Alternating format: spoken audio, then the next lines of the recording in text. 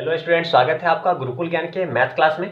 आज के इस वीडियो में हम कुछ महत्वपूर्ण प्रश्न को शामिल करेंगे। ये सभी प्रश्न किसी न किसी कंपटीशन एग्जाम में पूछे जा चुके हुए प्रश्न होंगे और मैं यह प्रश्न इसलिए शामिल किया हूं ताकि आपको यह समझ में आ सके कि एग्जाम में किस पैटर्न पर आधारित प्रश्न पूछे जाते हैं। उसी अनुरूप आप अपनी तैयारी करें और एग्जाम के लिए खुद को तैयार कर सकें। तो चलिए ऐसे महत्वपूर्ण प्रश्न में पहले प्रश्न को लेते हैं और उसे आसान तरीके से कम समय में हल करना आपको सिखाते हैं। तो लेते हैं पहले प्रश्न को। पहला प्रश्न आपसे कह रहा है कि 3, 5, 10 और x का औसत 5 है, 8, 12, 15 x और y का औसत 9 है। इसमें आपको x और y का मान बताना है। तो देखिए इस तरह के प्रश्न में सिंपल आप देखिए कि आपको दिया क्या गया है। आपको दिया गया है 3, क्या दिया गया है आपको 3, 5, 10 और x का मान दिया गया है।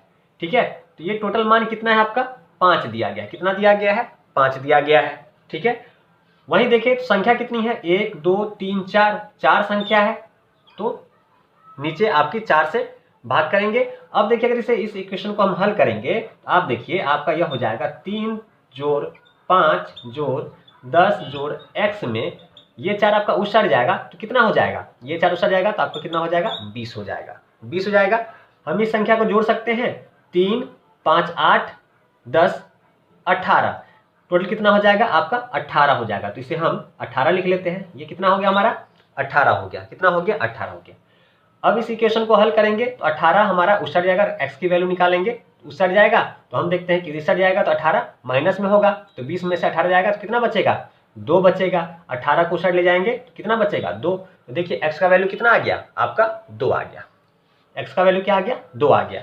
वहीं देखिए दूसरी कंडीशन में आपको दिया गया है कि भैया 8 जोड़ 12 जोड़ 15 जोड़ x जोड़ y का औसत आपको दिया गया है जो कि कितना है 9 है। कितना है 9 है। अब देखिए संख्या कितनी है 1 2 3 4 5, 5 से भाग दे दीजिए और इस इक्वेशन को हल करेंगे तो ये हमारा 5 9 से गुना हो जाएगा, 9 5 45 हो जाएगा। चलिए हल कर लेते हैं और ऊपर वाली संख्या क्या होगी जुड़ जाएंगे। लेकिन ध्यान दीजिए यहाँ x है और x का मान हमने निकाला है कितना 2, तो इस x की जगह पे x का मान कितना है 2 है तो हम 2 लिख सकते हैं। तो चलिए हमने 2 लिख दिया। अब इस सभी को हम जोड़ेंगे तो देखिए 8 12 20, 20 15 35, 35 2 कितना हो जाएगा 37। तो ये तो ऊपर हमारा कितना हो जाएगा 37 जोड़ में y ये 5 उछड़ जाएगा तो कितना हो जाएगा 45 हो जाएगा। कितना हो जाएगा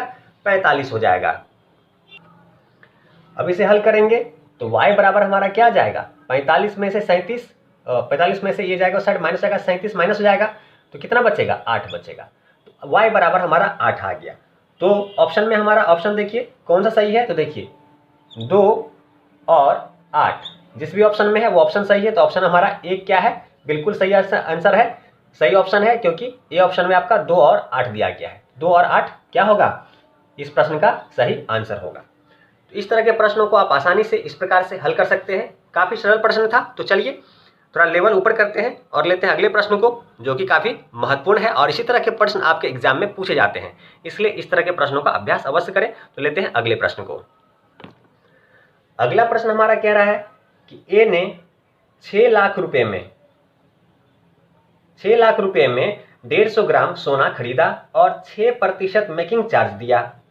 6% लाभ प्राप्त करने के लिए प्रति 10 ग्राम विक्रय मूल्य क्या होना चाहिए। तो बहुत ही साधारण प्रश्न है, बस प्रश्न को समझिए। प्रश्न जो कह रहा है वो आप कर दीजिए। देखिए सबसे पहले तो कह रहा है कि भैया सोने का दाम जो है 6 लाख रुपए है। तो चलिए हम 6 लाख लिख लेते हैं। वह कह रहा है 6 लाख रुपए में कितना ग्राम सोना खरीदता है 150 ग्राम।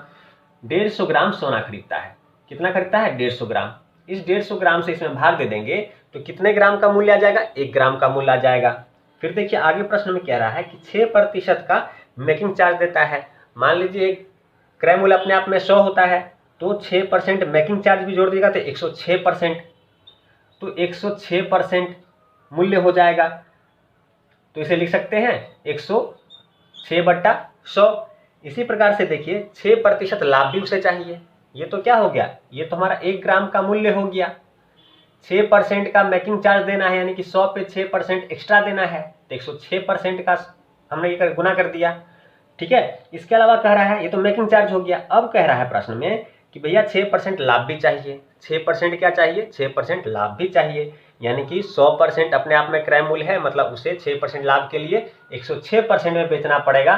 तो पुनः 106/100 कर दीजिए, ठीक है। इसके अलावा प्रश्न यह कह रहा है, इसके अलावा प्रश्न कह रहा है कि प्रति 10 ग्राम विक्रय मूल्य सोने का जो विक्रय मूल्य है वह कितना होगा। तो देखिए इस प्रकार से हम देखें तो अगर 10 ग्राम से गुना कर दें, ये तो हमारा हो गया 1 ग्राम का। इसी प्रकार से मेकिंग चार्ज, प्रॉफिट, तो ये सब 1 ग्राम पे निकला। 10 ग्राम का चाहिए तो 10 से गुना कर देंगे। अब इसे हल कर लीजिए, चलिए इसे हल करते हैं। देखिए 1 0 से ये 0 चला गया, 2 0 से ये 2 0 चला गया, और 1 0 से हमारा ये चला गया, 15 से ये देखिए 15 चौका 60, 0 चला गया, 1 0 बचा, 1 0 से हमारा ये भी चला गया। इस प्रकार हम देखते हैं 4 गुने 106 गुने 106, ये हमारा आ गया। इसे गुना करेंगे तो हमारा आंसर आएगा 44944। ये मूल्य होगा 10 ग्राम सोने का। ये क्या हो गया? रुपया हो गया। इतना रुपया 10 ग्राम सोने का मूल्य होगा। इस तरह से यह प्रश्न हमारा हल हो चुका है और काफी सरल प्रश्न था। और इस तरह के प्रश्नों का अभ्यास अवश्य करें, और जो भी प्रश्न मैं आपको पढ़ा रहा हूँ उस प्रश्न को कॉपी में लिखें और उसका बार बार अभ्यास करें, ताकि आप इस तरह के पैटर्न, जो आसान तरीका है हल करने का, इसे भूले नहीं, आपका अभ्यास बना रहे, ताकि एग्जाम में कुछ ही सेकंड के भीतर प्रश्न देखते ही आप उसका उत्तर दे सकें। तो ऐसे ही अभ्यास के लिए चलिए कुछ और महत्वपूर्ण प्रश्न लेते हैं और उसे देखते हैं और उसे हल करते हैं। तो लेते हैं अगले प्रश्न को। अगला प्रश्न हमारा है, किसी निश्चित राशि पर 15% प्रति वर्ष की दर से 3 वर्ष का साधारण ब्याज रुपया 7200 है। यह राशि, तो राशि हमें ज्ञात करना है, हमें मूलधन हमें ज्ञात करना है। तो देखिए 15% कितने वर्ष के लिए है? 3 वर्ष के लिए है। और साधारण ब्याज में जो दर होता है वह कांस्टेंट ही होता है, वह प्रति वर्ष वही दर रहेगा। तो देखिए 3 वर्ष लगातार, तो दूसरे वर्ष 30 हो जाएगा और यही तीसरे वर्ष 45 हो जाएगा। 3 वर्ष है तो 3 वर्ष से गुना कर देंगे तो ये हमारा 45% कुछ उस पर कुल ब्याज देना पड़ेगा। और ये 45% किसके बराबर है? यह हमारा बराबर है 7200 के। ये किसके बराबर है? 7200 के बराबर है। तो हमसे प्रश्न में पूछ रहा था कि राशि क्या है। प्रश्न में क्या करा है? राशि क्या है। तो हम 100% का निकाल लेंगे। ये तो 45% का वैल्यू हो गया। राशि निकालना है तो 100% का हम निकाल लेंगे। तो 100 का वैल्यू क्या हो जाएगा? 7200/45 गुने में कर दीजिए 100। अब इसे हल कर लेते हैं, चलिए हल करते हैं। 5 से आपका यह भी कटेगा, 5 9 45, अब 5 से 100 भी कटेगा, 20 5 100, 9 से 9 8 72, इस प्रकार से 800 बार में कट जाएगा। तो हम देखें तो इस प्रश्न का जो आंसर आएगा 800 गुने 20, 8 दूनी 16, 16 पे आपके 3 0, यानी कि 16,000 क्या होगा? मूलधन होगा। और यही इस प्रश्न का क्या हो जाएगा? आंसर हो जाएगा।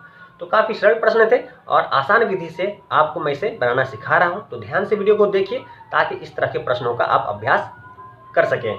अगर आपको वीडियो पसंद आता है तो वीडियो को लाइक कीजिए और चैनल को सब्सक्राइब अवश्य कीजिए।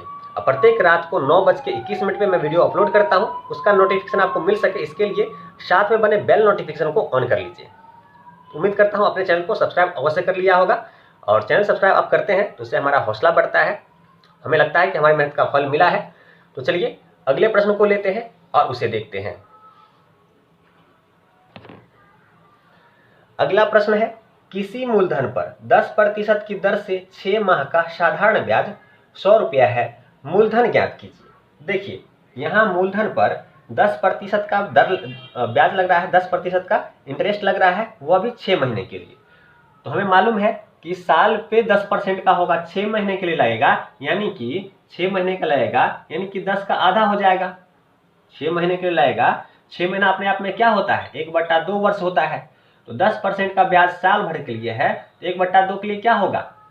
5, आधा ही होगा ना, तो 5% ही दर हुआ। ये करने की आवश्यकता भी नहीं था, मैंने आपको समझाने के लिए किया है।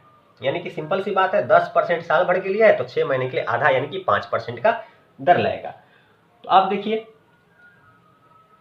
रुपया कितना है? 100 रुपया है। या किसके बराबर है? 5% के बराबर है। तो नीचे में 5 लिखिए, गुने में 100 से गुना कर दीजिए। मूलधन अपने आप में क्या होता है नहीं मालूम, तो 100% होता है, तो 100 से गुना कर देंगे। तो सिंपल, अब 100 5 को इससे 100 काट दीजिए, 20 बार में कट जाएगा। इस प्रकार हम देखें तो 2000 क्या होगा, वह मूलधन अमाउंट होगा, वह राशि होगा। तो यह क्या हो जाएगा, इस प्रश्न का सही उत्तर हो जाएगा। तो प्रश्न के अंदर कुछ भी नहीं था, बस प्रश्न का अभ्यास करना आवश्यक है। अगर आप इस तरह के प्रश्नों का अभ्यास किए रहेंगे तो आसानी से एग्जाम में उत्तर दे पाएंगे, वो भी कम समय में, ताकि आप अपना समय बचाकर अन्य प्रश्नों को दे सके और एग्जाम में अच्छा कर सके। तो उम्मीद है आपको वीडियो पसंद आया होगा। वीडियो पसंद आता है तो लाइक कीजिए, चैनल को सब्सक्राइब करना बिल्कुल ना भूलें। चैनल को अवश्य सब्सक्राइब करें और साथ में बेल नोटिफिकेशन को ऑन कर लें, ताकि प्रत्येक रात को 9:21 पे वीडियो अपलोड करूं तो उसका नोटिफिकेशन आपको मिल सके और आपकी तैयारी बेहतर हो सके। तो मिलते हैं अगले वीडियो में, तब तक वीडियो देखने के लिए आपका धन्यवाद।